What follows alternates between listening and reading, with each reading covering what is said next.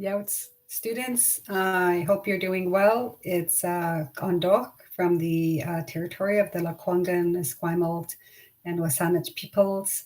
Um, it is June 7th today, and it's taken me a while to gather my thoughts on what I wanted to share. I first of all wanted to take time to acknowledge the territory where each of you are at, acknowledge the ancestors, acknowledge your own ancestors.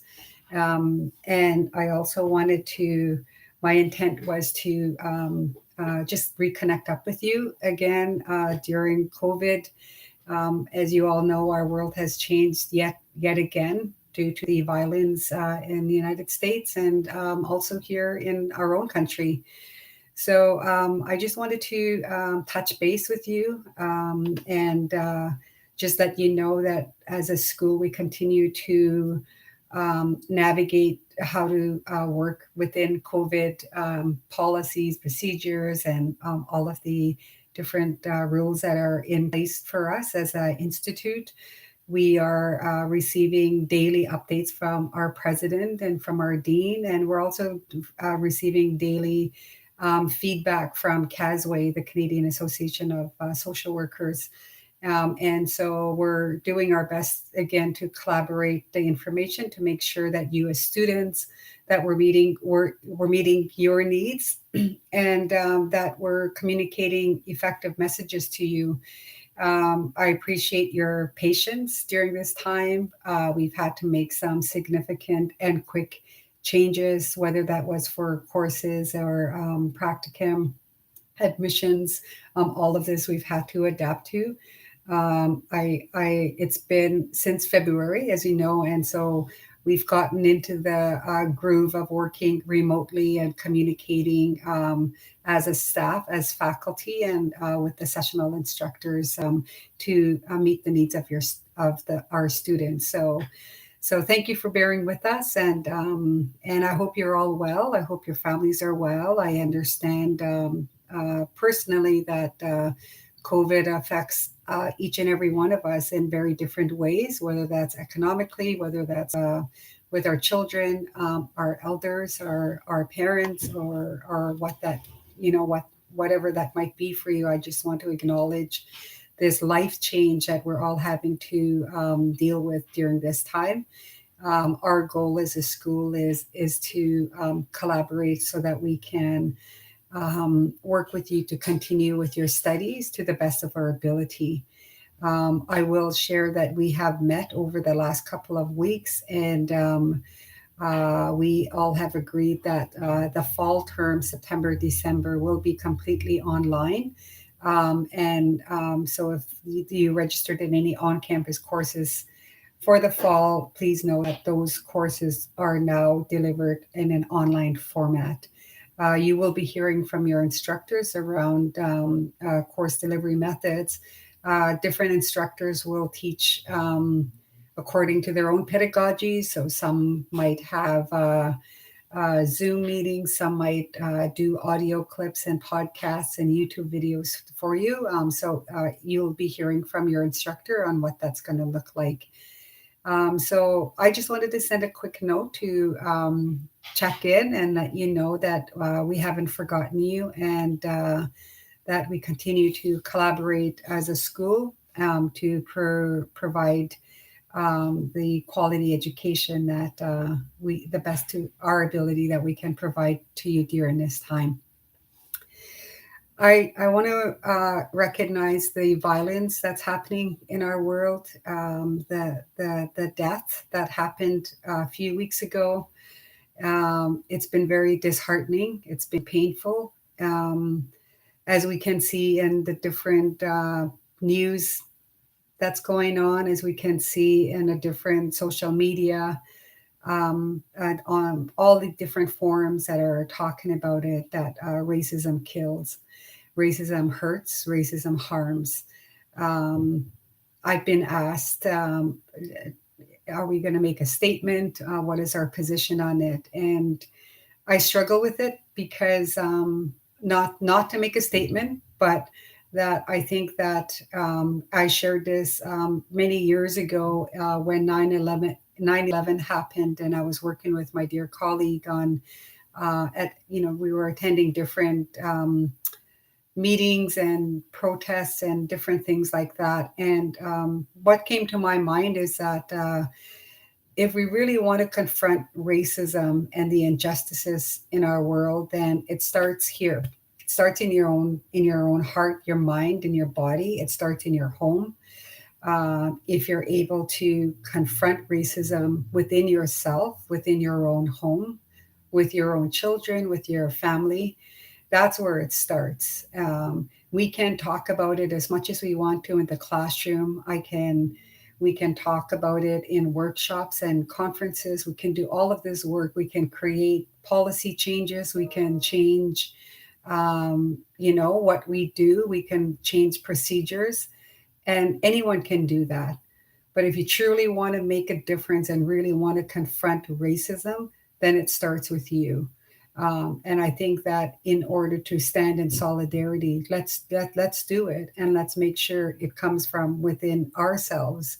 And we might think that we can ask questions out of curiosity or to improve my own knowledge.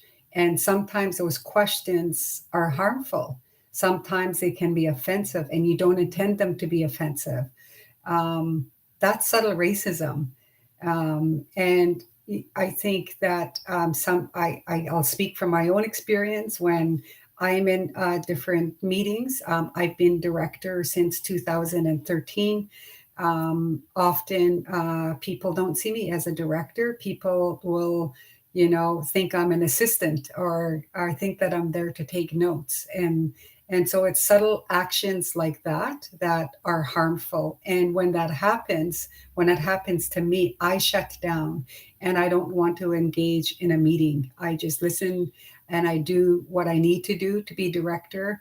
But it does shut down. It does shut us down. So I'm sharing that personal experience, not to, bleed my pain or anything and to get pity, but to just share with you why it's important for each and every one of us to think about how we would respond to racism, um, no matter who you are, where you are, or what you do. It needs to be named, it needs to be called. And as a school, since I've been here for 20 years, we've worked very hard to confront racism, to name it, to have zero tolerance. I know that it's not 100%. I know that it's still around, and that it's still subtle. And I know that some of our students have been harmed due to subtle racism. I'm saying subtle because sometimes you don't know when there's a racist comment.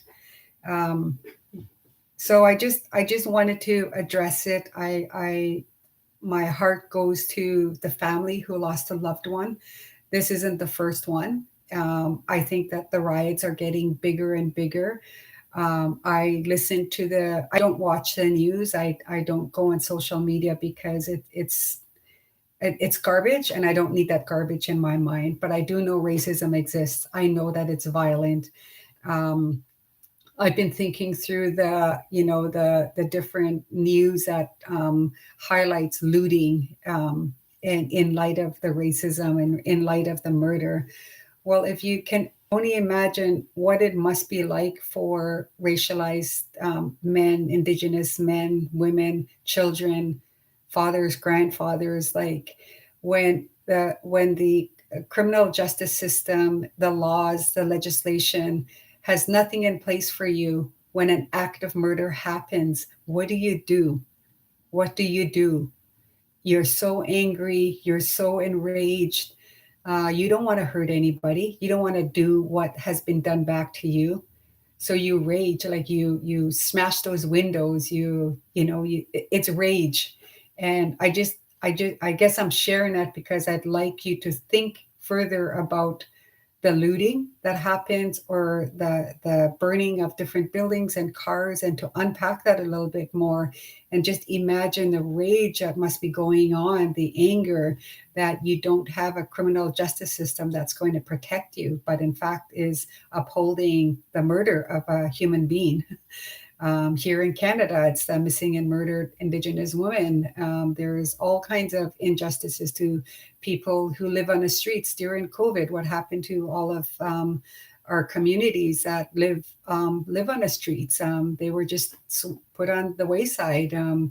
Those who struggle with different addictions, and they weren't the priority for first responders. So I guess I feel enraged myself. I feel anger. It hurts. Racism hurts. Racism kills. It was ironic that a few days after this happened, the murder in my partner and I both jog and we both run. I received a phone call on my cell phone from constable here in Victoria. Someone had taken a picture of the license plate to our vehicle, contacted the police officer, and reported that our shoulder hit them as we were passing each other's on the jogging path. Well, the behind story of that is there was 3 young women who were on the pathway and 1 person going this way.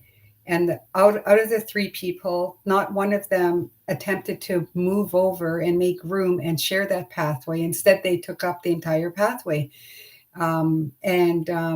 And so we, I don't know if any of you are familiar with this. When people take up the road, sometimes we go right off the road to get out of the way, or sometimes we just stand and hold our ground, so that it's not always us who have to move off the pathway. Well, this got reported. I talked to the constable because they called my cell phone number, and I was asked to describe what my partner looked like, what I looked like.